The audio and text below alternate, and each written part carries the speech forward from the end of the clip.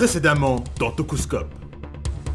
Luigi Cozzi, c'est le réalisateur de Star Crash. Montage italien qui est sorti beaucoup plus tard, 20 ans après notre montage français. Je vais partir quelques jours en Italie, là je pense que j'en ai besoin. On pourrait peut-être revenir sur ce montage italien en détail bientôt dans Tokuscope. Et qui nous a envoyé un petit module d'Italie. Vous savez aussi, il a réalisé la fameuse version Godzilla du film original pour les vacances, pas pour professionnels. Pour les vacances. D'accord, pour les vacances. Peut-être un peu de boulot aussi, on verra.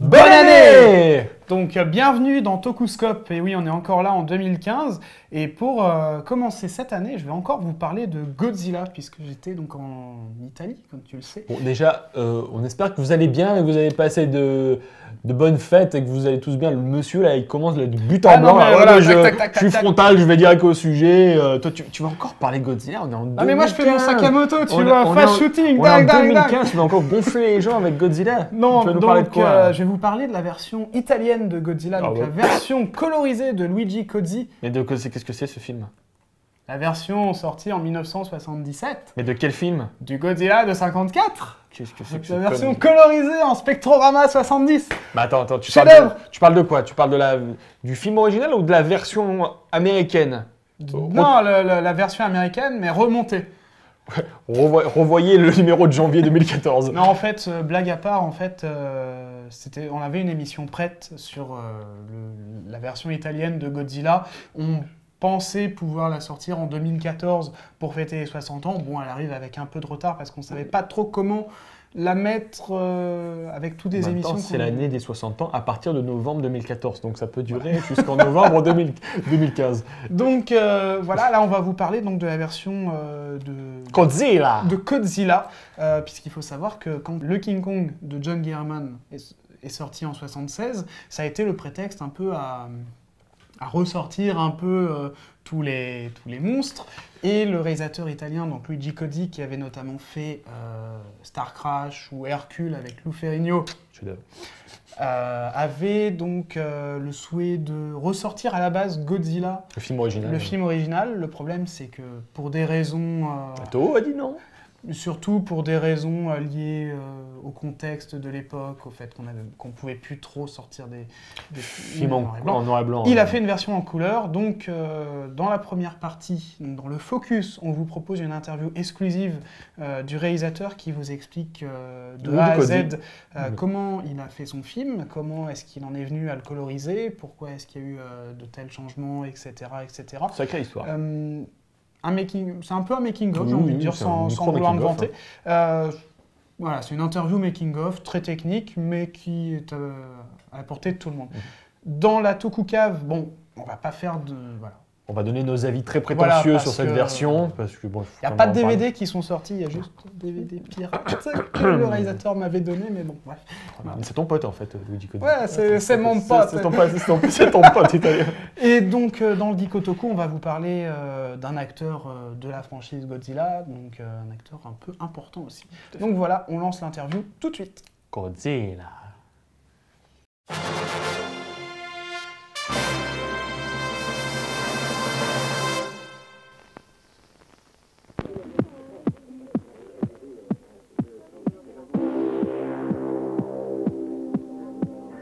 Vedete, sono Luigi Cozzi e stiamo lavorando qui su questo set preparando il film Godzilla. Godzilla che vedrete presto sugli schermi in una nuova versione. I think in 56 I lived in Milano, which is in North Italy, and in a new building, and in the lower part of the building there was a theater, a brand new theater, and one day, just before entering my house, I saw that the theater had a big ad saying, coming soon, Godzilla, King of the Monsters. Godzilla, King of the Monsters.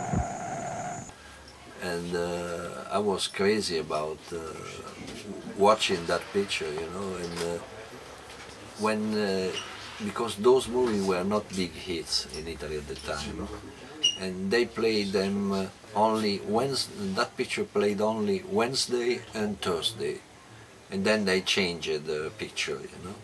And I was waiting for Wednesday, but I remember that I got a flu, and I couldn't leave my bed, you know. I was going crazy because Wednesday had gone and I couldn't go and see that picture because I had not gone to school, and my mother said, if you don't go to school, you don't go to the theater.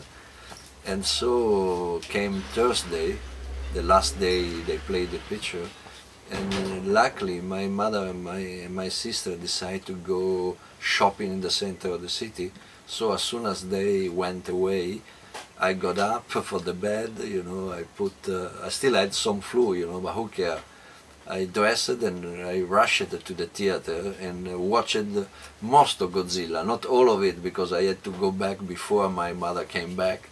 But and I succeeded going back to bed, you know, playing the flu ill when they came back, and they never knew that in the meanwhile I had gone and seen my Godzilla for the first time. Non si sa con che cosa abbiamo a che fare. Una sola fiammata gigantesca ed accecante distrugge 8 navi. In the 70s, the Godzilla movie has been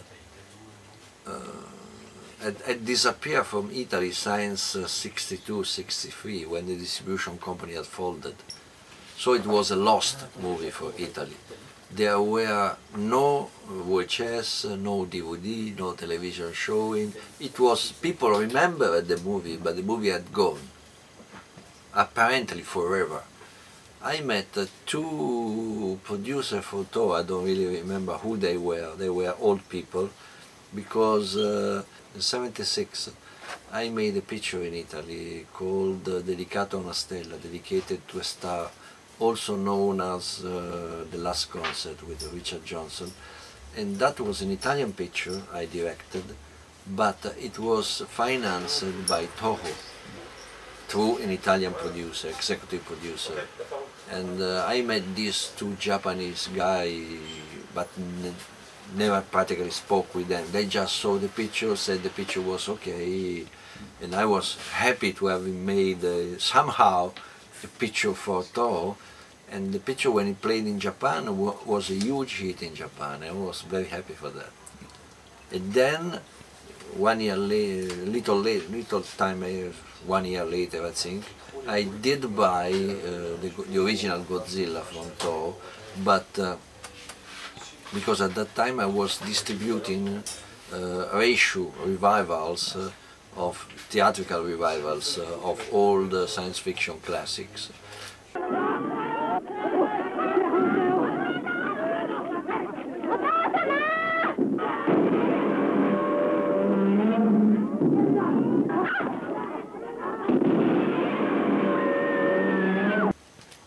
When I bought the Godzilla, I did buy it to reissue in my film science fiction classic festivals. But Toho asked me for a lot of money for it.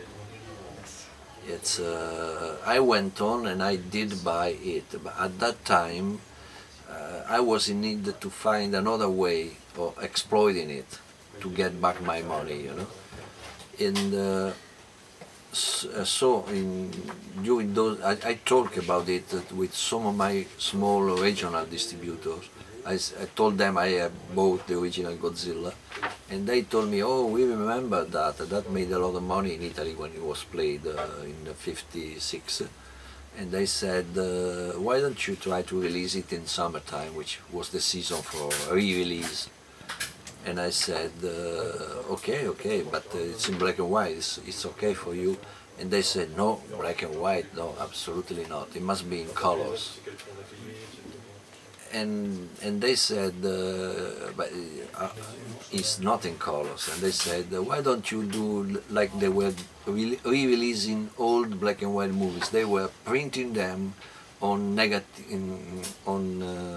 color negative, so they came off on the screen orange, all orange, you know. But I hated that, you know. It was very, very bad. At that time, I was working, doing some special effects, you say, test with a guy who had a stop motion machine. I had seen how it worked, and then I realized he could change the color of part of one scene with the stop motion machine. And so I said, I got the idea, let's try to put color in the picture with the stop motion machine, which means coloring every frame of the picture. It's basically it's the same system they later used with the computer, but we did it by hand, frame by frame, frame after frame. You know, it's a hell of a work. I gave a piece of Godzilla film in black and white to this guy. He colored it. I saw it, and it was interesting. It was good enough when the camera was standing still. It was a problem when the camera was moving, because it was too difficult to move the colors doing the movement, you know, frame after frame. But luckily the Inoshiro Honda camera didn't move too much, you know, so I said, okay, let's try to do it. And we did it in, I think in 3 months we did the colorizing of the whole picture. And at this time I was doing this work, and so I said, but let's put some more scenes, because the picture was 1 hour and 20.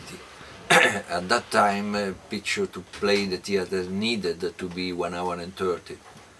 So I said, let's put, it's based on the atom bomb, let's get the atom bomb first. Then there were some destruction scenes, but good for the 50s, but not good enough for the 70s. Yes. And so I said, let's double them, let's put more war material from the big real wars, you know. So we practically recut all of the picture, adding sequences. And at this point we also added some music here at the beginning, other places, because Toho could not give me the original tracks for the music. So the music are always effect already mixed in, dialogue already mixed in. So we did record some original music. That was made by Vince Tempera. Vince Tempera is a well-known composer and arranger in Italy. He made a 45 record. It was released, I had it. Now I lost it, but in the past I had it. It was a record with the cover of the original poster for the movie, you know, and it was the Godzilla theme song, and it is by Vince Tempera. Magnetic doesn't exist. It was just invented. He plays keyboards, and he played everything. Il distruttore d'ossigeno non può essere usato. Mi dispiace. Se non ci liberiamo di Godzilla, che sarà di noi? The color version I did was also in stereophonic sound and sensory, which means because I decided to open the picture by itself, like a first-run movie. I tried to add attraction for the audience, so I did the full stereophonic version, and I did the sensory. Sensory were special loudspeaker put in every theater which played the movie, and these loudspeakers were terribly strong. So we put all the explosion, the Godzilla roars, on those loudspeakers, and so when you saw the pictures, it was like your seat trembling because of the explosion. They were incredibly high, you know, and it was worth a view in that form, you know, very different from the original. Godzilla è interpretato da Raymond Barr. Raymond Barr è il famoso attore americano da Finestra sul cortile di Hitchcock e anche la serie televisiva Le avventure di Perry Mason. When we re-edited the colorized version, I worked on the American version because first I had asked Toho to buy for Italy the original Japanese version. I wanted to show in my art theater the original Japanese version, but Toho replied that they could not do that because that version was blocked till the 90s or something by their agreement with Joe Levin. And they told me that they could give us only the American version. And so that's why I bought the American version. And when I started doing the colorization, I started also editing things in. So I worked closely on the movie.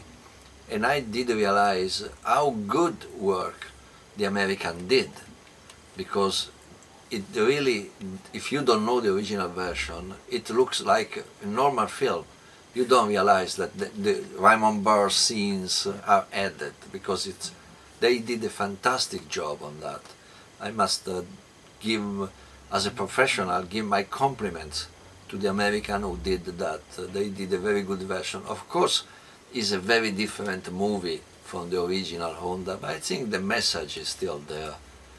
Maybe the Honda Godzilla was a little darker, and ours, my colorized version, the American version, is more on a spectacular side, but that's typical of the Occidental movie making, you know, more on the spectacular sides, but the meaning and the message are still there and are the same. Everything was made in how do you say, in agreement with Toho. I couldn't touch the movie without authorization. So when I decided to try to do it, I asked the permission to do it to their Roman representative. He talked with Tokyo, and they agreed and gave me a written agreement that I could do whatever I wanted with the picture, providing that when my rights expired after 7 years, I would deliver the color negative to them. And they were the new owners of the colorized version. And this is what I did. I gave them the negative.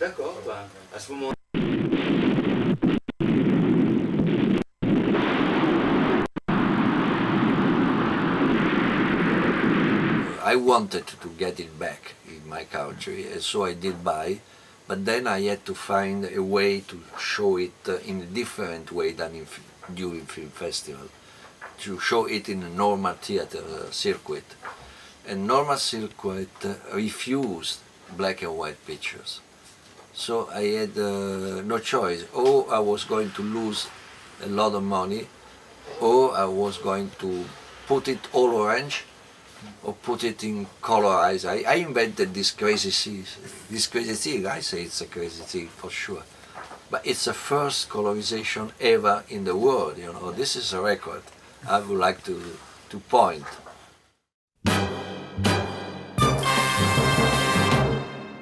Alors, donc après cette interview de Monsieur Cozzi, qui j'espère vous aura un peu intéressé sur la façon intrigué en tout cas, voilà, de faire son film. Une interview quand même qui expose certains faits, même c'est un avis de cinéaste même aujourd'hui, je veux dire, le cas du montage et du remontage, même s'il est exposé sur sa version de Godzilla, on peut très bien l'adapter à d'autres... passionnant. Voilà. Lui, très passionnant. Voilà. Donc, on va un peu parler de notre avis sur le film, donc je vais quand même te laisser... Ouais, alors, autant j'aime beaucoup Luigi Cozzi, j'ai beaucoup de sympathie pour lui, mais je pense que il y a un décalage total entre l'intention et les résultats finaux. Le Godzilla de 54, c'est un film qui a quand même une certaine subtilité, dans lequel le message passe par les mots ou par la métaphore. Mais si on ne commence pas le film par l'explosion d'Hiroshima et Nagasaki, c'est qu'il y a une raison. Là, on commence, donc, parce qu'il a rajouté encore plein de plans en plus sur la version américaine. Donc, c'est-à-dire, on a un film qui commence avec déjà un prologue avec des stock shots sur Hiroshima et Nagasaki. On voit les bombes qui explosent, on voit les villes qui s'enflamment, on voit des trains qui déraillent. Alors, train issu du film Le Train de John Frankenheimer. Donc, c'est-à-dire, c'est un train de l'époque 1890. Tu me demandes ce que ça fout dans le Japon de 1945 déjà. Je ne sais pas ce qui se passe. La musique électronique de Vince Tempera qui n'a rien à foutre là-dedans. C'est une boucherie. Cette version-là. Si en plus tu prends cette magnifique photo en noir et blanc et que dessus tu me fous de la gélatine de couleur dégueulasse, tu respectes pas vraiment l'ambiance du truc. Hein. Donc pour moi, c'est un petit peu expérimental parce que Giorgio Moroder il fera un petit peu la même chose avec Metropolis, sauf qu'il avait une excuse Moroder, c'est-à-dire qu'à l'époque Metropolis, il n'y avait qu'une version de 1h26 qui était disponible et il a mis de la musique. Pour le rendre intéressant. Et puis c'était une reconstruction, à l'époque aussi, le truc de Moroder. Le problème de Godzilla, c'est que c'est irregardable.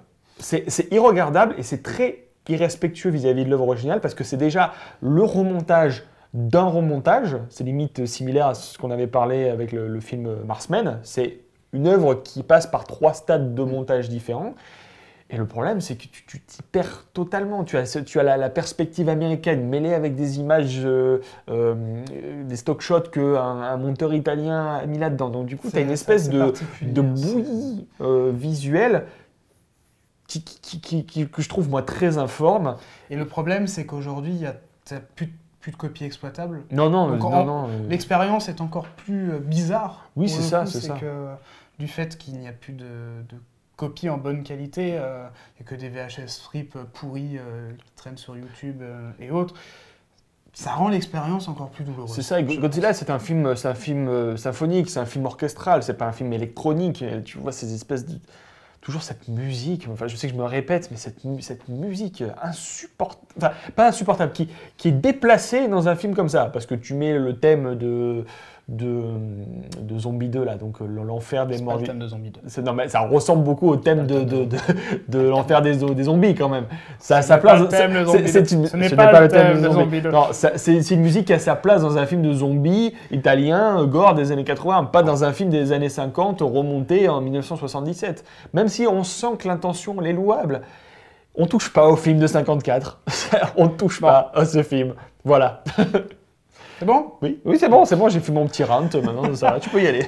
Non, je pense que tout est dit, voilà, parce que sinon je vais encore l'énerver, donc on va passer au Dikotoku.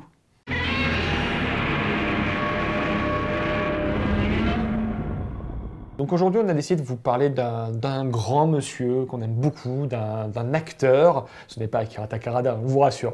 Donc on va vous faire un Dikotoku sur Akira Takarada. Non, on vous rassure, on va pas vous... Enfin, vous l'avez déjà vu dans l'émission de novembre. On va vous parler d'un de ses collègues. On va vous parler de monsieur Akihiko Hirata.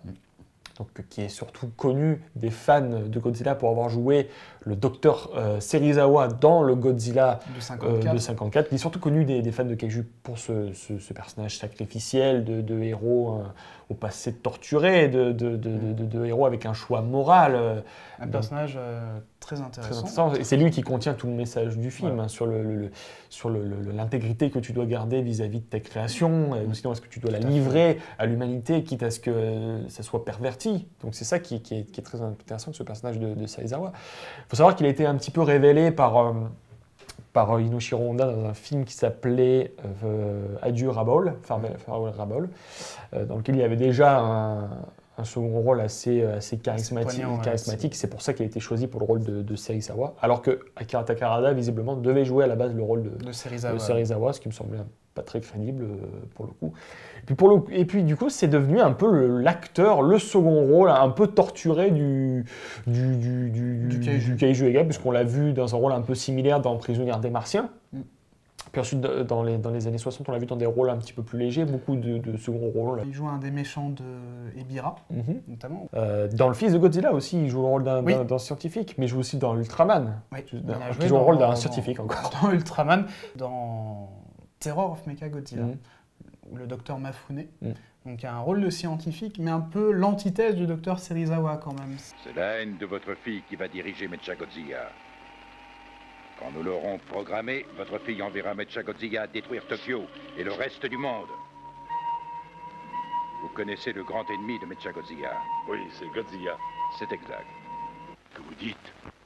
Le contrôleur de Mecha Godzilla a été installé dans le corps de Katsura?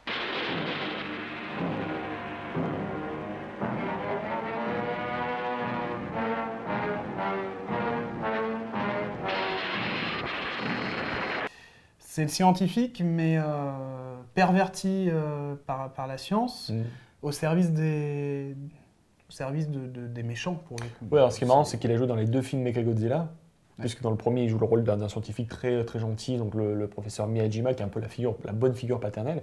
Et dans l'autre, effectivement, le docteur Mafune, il joue le savant fou par excellence. Voilà. Moi, je suis pas trop fan de ce perso. J'aime bien le perso, mais j'aime pas son jeu, qui pour le coup est super outré.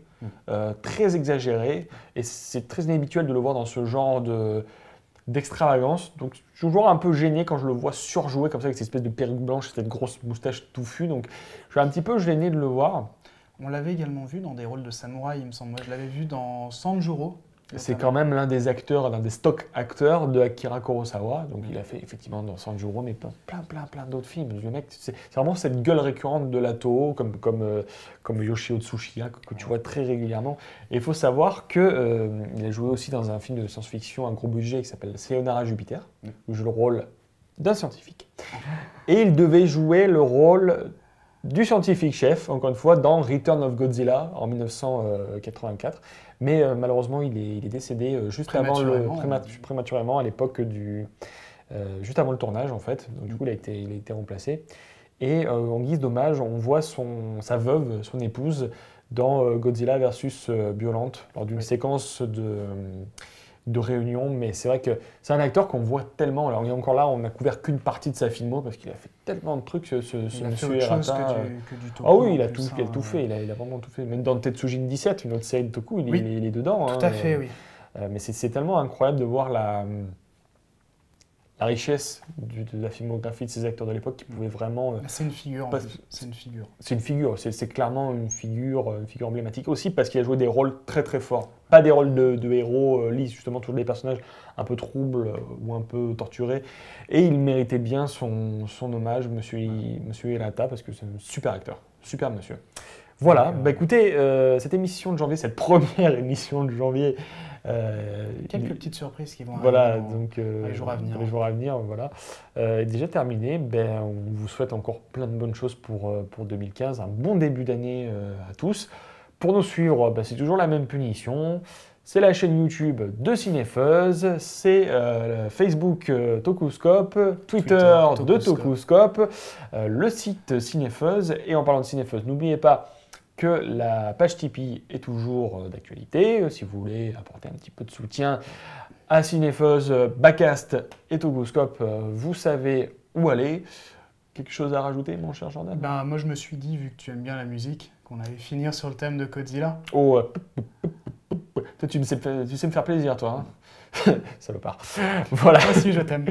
Allez, prenez soin de vous et transmutez-vous.